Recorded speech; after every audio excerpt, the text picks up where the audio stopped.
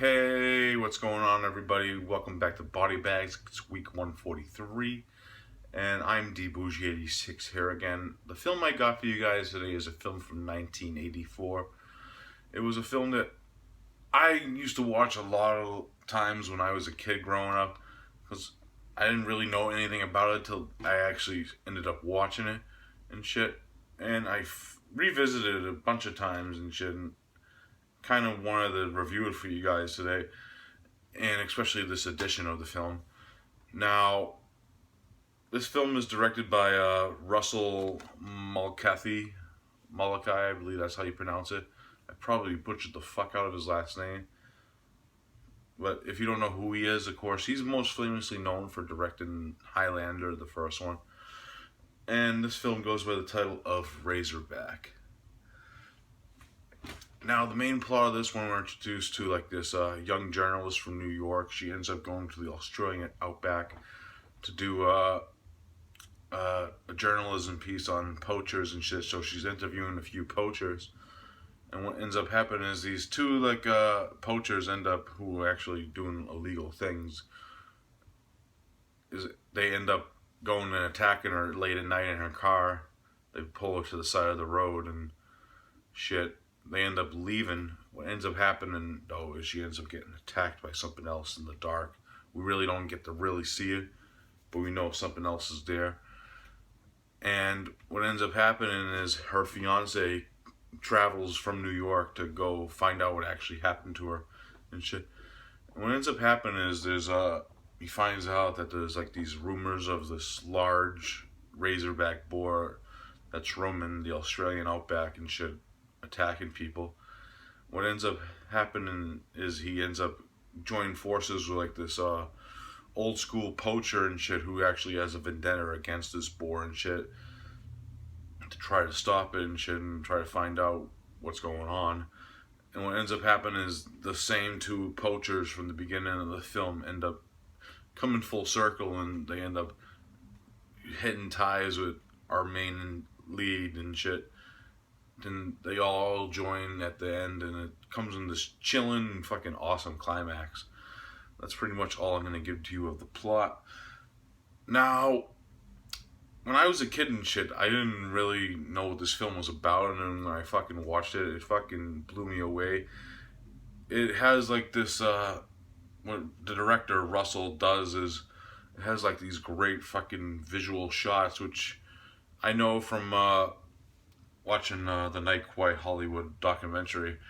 They didn't know what to really think of those back in the 80s, because you had like these flashy, like artistic, like tinge shots and shit in the middle of a wild boar film, and it was kind of hated back then. But then when the film got like more popular and shit, they kind of took a second look of it and they saw what he was doing, because there was these fucking beautiful like fucking shots of like this eerie, like dark time fucking Australian outback, and it's fucking really eerie and awesome at the same time.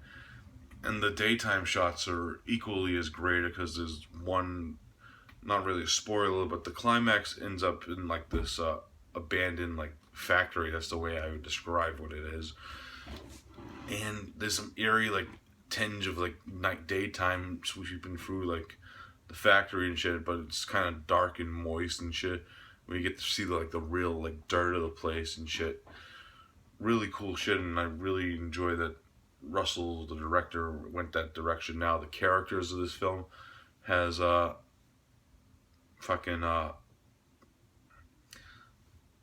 main lead. He's really good in this film, because he, in the beginning, he has like this sadness and he wants to find out what happened to his fiance. She was actually a really good performance of her screen time that she had.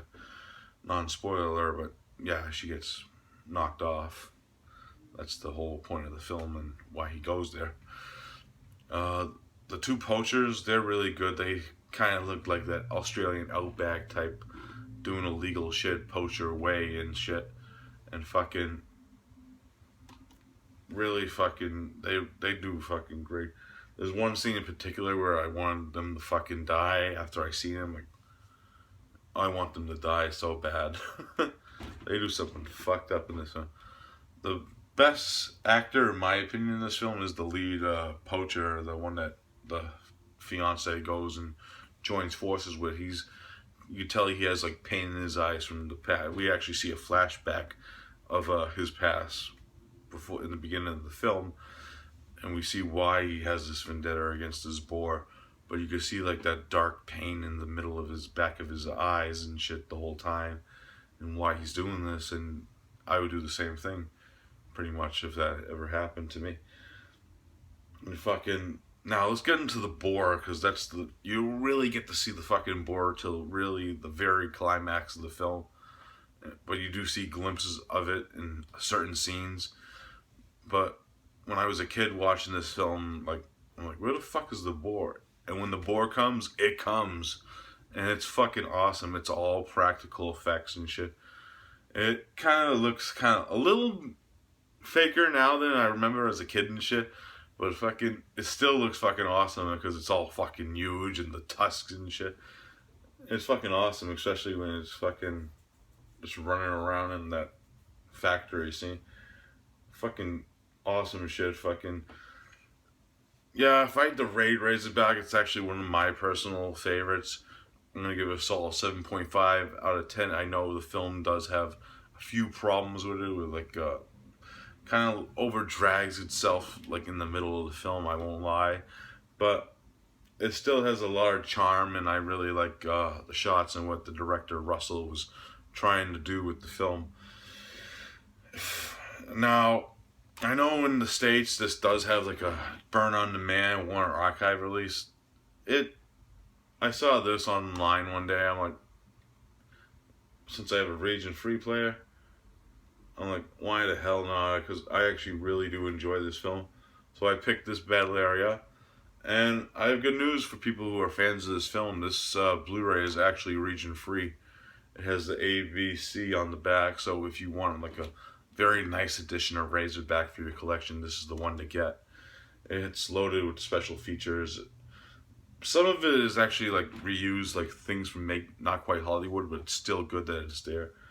There's a fucking audio interview with actor Gregory Harrison, the guy who created the actual effects for the Razorback. Bob McCarran has a interview and shit. Fucking, of course, director Russell Mulcahy, composer Ivadeus, and some of the other cast. Really cool shit. Fucking awesome film right here. Razorback, 7.5 out of 10. Alright guys, that's all I got for this review today. I hope you enjoyed it. I'll be back next week, and I don't know what I'm going to review. We'll see then. Peace out.